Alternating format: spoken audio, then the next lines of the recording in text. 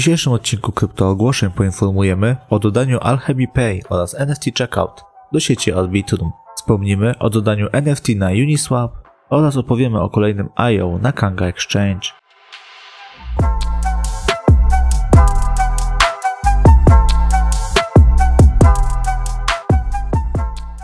Witam Was serdecznie na kanale kryptoogłoszeń, przed nami kolejna dawka informacji. Jeżeli materiał uznacie za wartościowy, zachęcamy do lajka, subskrypcji, komentarza. Ja tylko jeszcze przypomnę, że nie znajdziecie tu porad inwestycyjnych, bo takie należy udać się do specjalisty. My tylko wyrażamy nasze subiektywne zdanie, tak więc nie przedłużając, zaczynajmy. Lossless wspiera Phantom swoim produktem zabezpieczającym Aegis. Aegis zapewnia monitorowanie zagrożeń i inteligentną obronę kontraktów. Jest to rozwiązanie zaprojektowane w celu zapobiegania exploitom. Hellcats nawiązało współpracę z Polygon Studios. Zespół Polygon Studios będzie wspierał marketing oraz rozwój projektu Hellcats. Projekt Hellcats odniósł ogromny sukces podczas rozwoju sieci Terra. Niestety projekt, zespół oraz posiadacze tych tokenów NFT nie zostali oszczędzeni przez upadek wspomnianego ekosystemu. Zespół Hellcats zdecydował się zacząć od nowa. Polygon pomógł temu projektowi w migracji. Alchemy Pay RAM Solution oraz NFT Checkout są już dostępne na sieci Arbitrum. Alchemy Pay oferuje wtyczki dla deweloperów Arbitrum. Użytkownicy mogą już kupować kryptowaluty i NFT bezpośrednio za pomocą preferowanej lokalnej waluty fiducjarnej.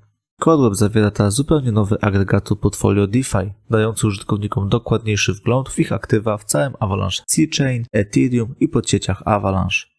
Synapse Network przedstawia najnowsze aktualizacje dotyczące działań rozwojowych. Wszystkie listopadowe wydarzenia związane z Synapse Network zostały opisane na Medium tego projektu. Link do artykułu na Medium został załączony do tweeta. Sui informuje, że platforma LiborDAO skupi się na stworzeniu protokołu dla NFT FI. Celem LiborDAO jest stworzenie pól płynności. Stopy procentowe na LiborDAO są określane przez algorytm oparty na podaży i popycie. Phantom informuje, że najnowsza wersja Onto Wallet zawiera już natywną obsługę tokenów, umożliwiając użytkownikom przechowywanie i wymianę tokenów FTM. Layer Zero Labs dokonało integracji rozwiązań Chainlink jako podstawową część swojego protokołu interoperacyjności. Wyrocznie Chainlink pomagają odczytywać nagłówki bloków w blockchainie, a następnie dostarczają te dane do docelowego łańcucha bloków. MetaShutter dokonuje kolejnej aktualizacji, tym razem zmodernizowane zostały zachowania zwierząt. Został dodany również cykl dnia i nocy. Szczegóły wprowadzonej aktualizacji zostały opisane na Medium tego projektu. EGLD-GG ogłasza partnerstwo z Ethereum. Zespół EGLD-GG ciężko pracował za kulisami nad strategiczną inicjatywą o nazwie Paszport Gracza. Więcej o tej współpracy przeczytacie na Medium tego projektu. Astar informuje o przeprowadzeniu integracji z Pala Network. Posiadacze tokenów PHA mogą przenieść swoje tokeny do sieci Astar. Listopad był ekscytującym miesiącem dla Arki. Arka wdrożyła nowe projekty, wydała nowe funkcje poprawiające wrażenia użytkowników i uczestniczyła w wydarzeniach organizowanych na całym świecie. Osoby zainteresowane dokładnymi osiągnięciami tego projektu zachęcamy do zapoznania się z artykułem na Medium Arki. Hebar Foundation informuje, że Digital Commodity Exchange, czyli pakiet bezpiecznych i zintegrowanych platform handlu towarami dolnymi, jest już dostępny na sieci głównej Hedera. Tokeny NFT są już oficjalnie dostępne na Uniswap. Użytkownicy Uniswap mogą już handlować NFT na głównych rynkach, aby znaleźć więcej ofert i lepsze ceny. Pierwszych 20 kupujących otrzyma rabaty na gaz. Uniswap wyświetla oferty ze wszystkich głównych rynków NFT, w tym OpenSea, X2Y2, SudoSwap oraz LuxRay. Najnowszy smart contract Universal Router może zaoszczędzić do 15% kosztów gazu w porównaniu z innymi agregatorami NFT. Uniswap zobowiązuje się do bycia przejrzystym i otwartym oprogramowaniem. Uniswap udostępnił swój kod front-end. To czyni ten projekt pierwszą dużą platformą NFT, która uczyniła taki krok. Avalanche przygotowało przewodnik dotyczący przeniesienia istniejących aplikacji Solidity DApp do Avalanche. W przewodniku zostały opisane podstawy platformy Avalanche oraz informacje dotyczące nawiązania połączenia z siecią. Mamy przyjemność przedstawić Binance.Dash. Zachęcamy do połączenia siły ze znajomymi i zagrania w .Dash w aplikacji Binance. Grając w .Dash możecie zdobyć 1 BTC. Projekt Galaxis w ramach Chainlink Build zintegrował rozwiązanie Wi-Fi R ze swoją platformą do tworzenia NFT. Ta integracja umożliwi użytkownikom dostęp do przejrzystej losowości. Dzisiaj o godzinie 17 czasu polskiego odbędzie się integracja w wersji beta Galaxis.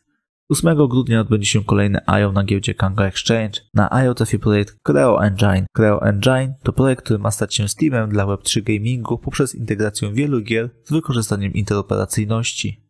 Firma Kaspersky zajmująca się bezpieczeństwem cybernetycznym stwierdza, że cyberprzestępcy już w przyszłym roku będą wykorzystywać Metaverse, aby atakować swoje ofiary. Metaverse może stać się przestrzenią działalności hakerskiej obok wirusów, ataków ransomware i phishingu. Kaspersky przyznał, że obecnie istnieje tylko kilka platform Metaverse, ale ich liczba ma wzrosnąć w nadchodzących latach, a do 2026 roku rynek może osiągnąć nawet $50 miliardów. Ta ekspansja zachęci cyberprzestępców do ich niecnych działań. W raporcie dodano, że wirtualne waluty i cenne przedmioty w grach będą głównymi celami cyberprzestępców, którzy będą dążyć do przejęcia kont graczy lub nakłonienia ich do wykonania transakcji, które pozwolą przejąć ich cenne zasoby. Dziś większość nowoczesnych gier ma już w sobie wbudowaną jakąś formę monetyzacji lub system obsługi waluty cyfrowej, co jest szansą dla hakerów. Kaspersky zauważa też, że nowe formy mediów społecznościowych również niosą za sobą spore zagrożenia. Wspomniano w szczególności o przejściu na social media oparte na rzeczywistości rozszerzonej, dodając, że cyberprzestępcy mogą rozpocząć rozpowszechnianie fałszywych aplikacji zawierających trojany w celu infekowania urządzeń. Zagrożenia dla nowych mediów społecznościowych i platform Metaverse opartych na AR to przede wszystkim kradzież danych i pieniędzy, phishing oraz hakowanie kont, podsumowano w raporcie.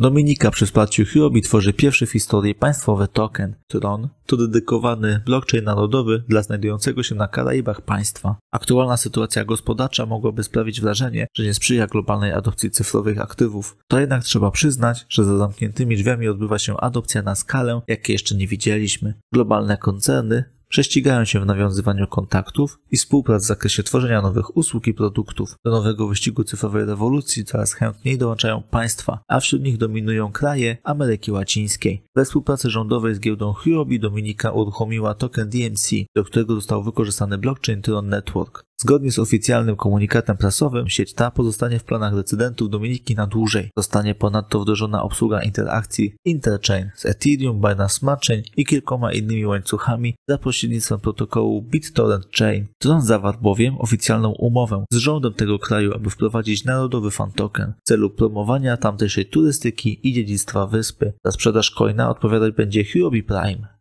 Począwszy od stycznia 2023 roku, portfel Coinbase nie będzie obsługiwał kilku kryptowalut. W tym gronie znalazł się Bitcoin Cash, Ethereum Classic, Stellar oraz XRP, a także powiązane z nimi sieci. Decyzję tę firma kryptograficzna argumentowała tym, że coiny te cieszą się u nich niskim zainteresowaniem. Ogłoszenie to odnosi się tylko do aplikacji Coinbase Wallet, nie zaś do giełdy Coinbase. Po 5 grudnia użytkownicy, którzy nie wycofają swoich kryptozasobów z portfela, będą dalej mogli to zrobić za pośrednictwem frazy odzyskiwania portfela Coinbase. W wydanym komunikacie przypomniano również o tym, że za pomocą Coinbase Wallet można przechowywać tylko obsługiwane przez nią kryptowaluty. Przed transferem kryptoaktywów należy zatem sprawdzić, czy dana sieć jest obsługiwana. W przeciwnym razie można stracić dostęp do swoich kryptozasobów. To tyle z informacji, które dla Was dzisiaj przygotowaliśmy. Jeżeli materiał uznajecie za wartościowy, zachęcam do lajka, subskrypcji, komentarza. Dziękuję Wam za uwagę i życzę miłego dnia bądź wieczoru. Cześć!